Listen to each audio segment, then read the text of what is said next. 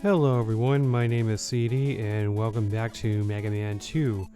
We are now at the Wily Castle, which is something that we've never really seen before in the previous game.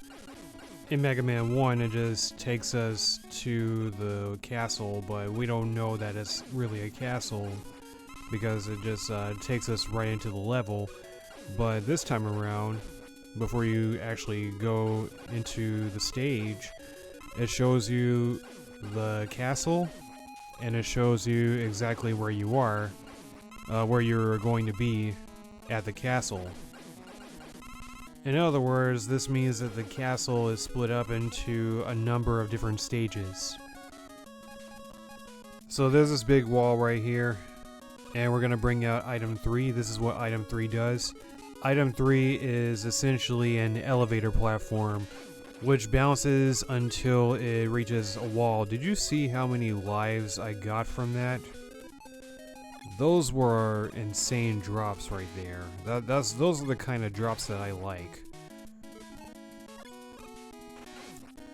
And this is just how OP the Metal Blade is, or just a small taste of how overpowered it is. But as long as item 3 is present, it is going to continuously use energy until it eventually disappears, of course. But ideally you want to make it disappear as soon as possible.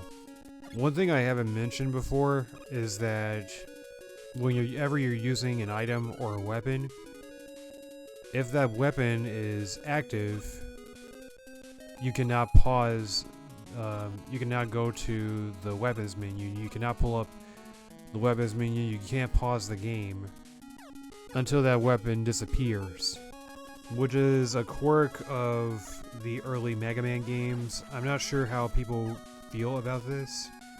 I'm not sure if anybody has a strong opinion about it. Personally, I don't really like it.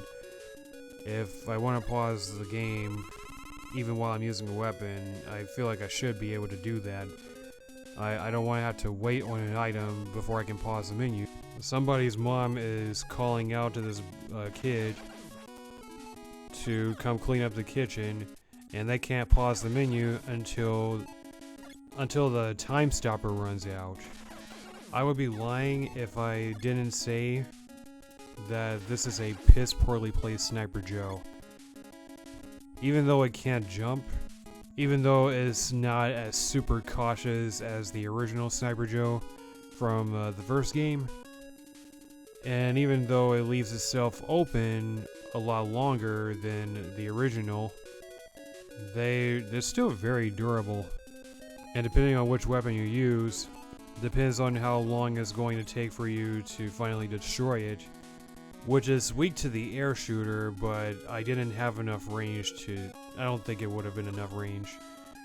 I didn't really try it out. The air shooter doesn't necessarily have the best range. It's more of an up-close weapon to use. Just ignore the tellies and just keep on climbing.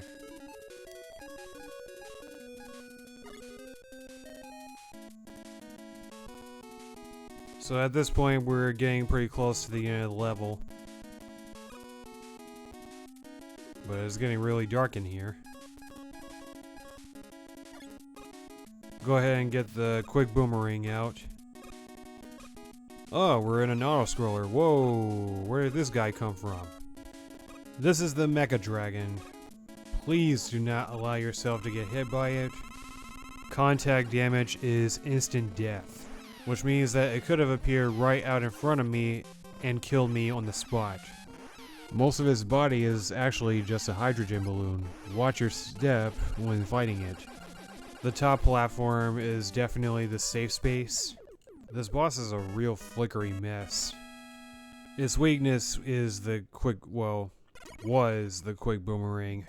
I was just trying to hurry up and get rid of it as quickly as possible because that boss kind of makes me nervous with all the flickering. It's a very buggy boss. But the quick boomerang makes quick work of the Mecha Dragon. So we're moving right along to stage 2, which means that we manually have to refill our weapons again, just like the previous game. We've got a few flyboys to deal with here. there's actually a bug with the metal blade that I find myself using all the time. But first of all, here's item 2. It is a rocket platform. And we're gonna jump off here and grab ourselves a nice E-tank.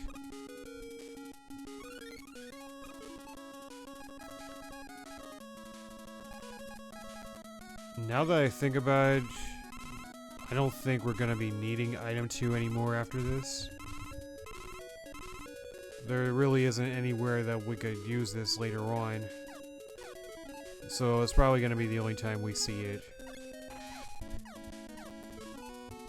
You can pretty much tell that these items, these 3 items, are actually precursors to... Oh, I almost died right there. They're precursors to a certain item that will become a staple of Mega Man after this game. We'll get to that when we get to Mega Man 3. But I'm pretty sure Mega Man fans already know exactly what or who I'm talking about. But getting back to the game, we've got another mole section. I'm just gonna switch to the metal blade.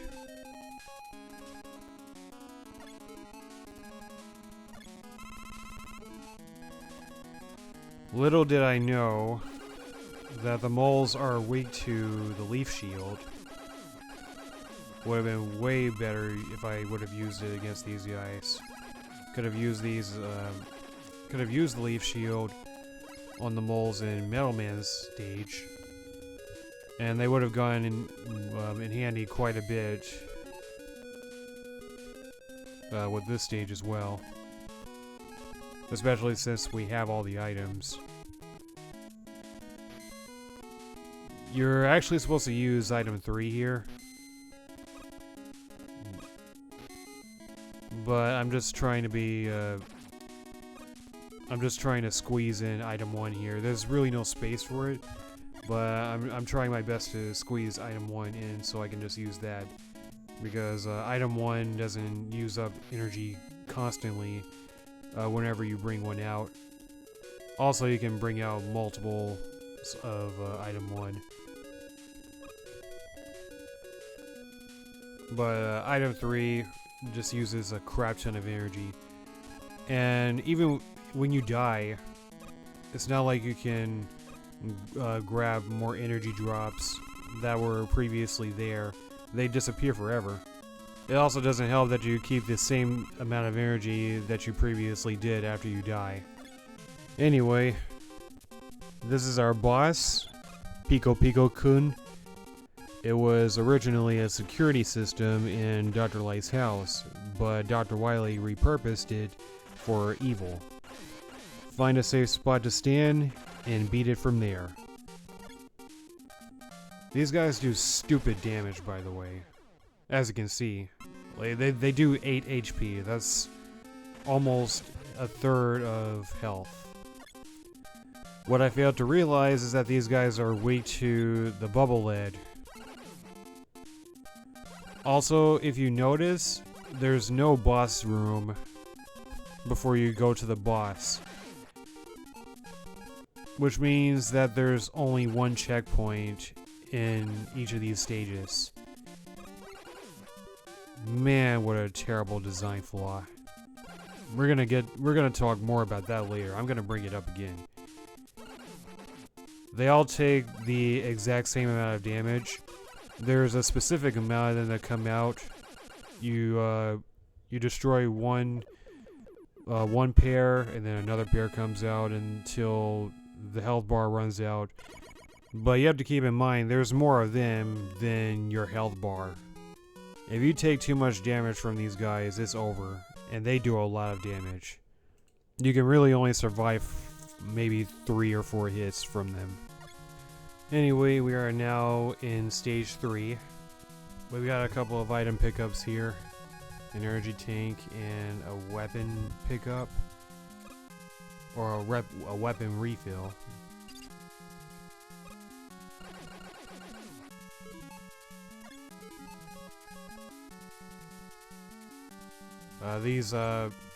these walls are double layered. And somehow I was actually able to destroy 2 of those at a time. But with this one, I didn't. Unfortunately. I just hate how much... I ended up just using it for the crash bomb. I just hate how much energy the crash bomb uses. And you're gonna find out later on, not in this video, but in the next video, you're gonna find out exactly why I hate how much energy the crash bomb uses. The quick boomerang doesn't use much energy, but we're just gonna go ahead and use it anyway. We're just gonna use that refill for it. Other than that, we're pretty good on our items right now, and there's really no need for them. That guy is called Big Fish, originally a crime prevention robot. It leaps up from ponds, startling intruders. Remember where it jumps from. This water looks absolutely disgusting, which is probably the whole point anyway. They did a pretty good job with that. And I don't think anybody talks about how the robots are capable of moving in water in the first place. Like, all robots are just that advanced to where they will not rust in the water, or they won't drown either.